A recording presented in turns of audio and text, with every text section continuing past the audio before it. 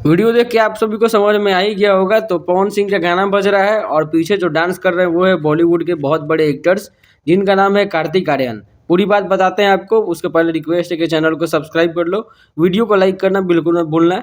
तो कार्तिक आर्यन बॉलीवुड के बहुत बड़े एक्टर हैं, काफ़ी लोग उनको जानते भी होंगे यहाँ से। और उन्हीं की बहन का शादी था और शादी में ही आज पूरा पार्टी ऑर्गेनाइज किया गया था, संगीत पार्टी, डांस, पूरा पार्टी रखा गया था।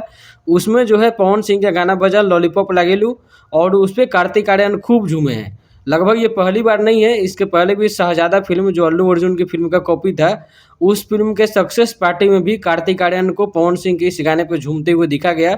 और ये सक्सेस पार्टी था जिसमें पवन सिंह का लॉलीपॉप गाना काफ़ी देर बजा, काफ़ी पार्टी हुआ।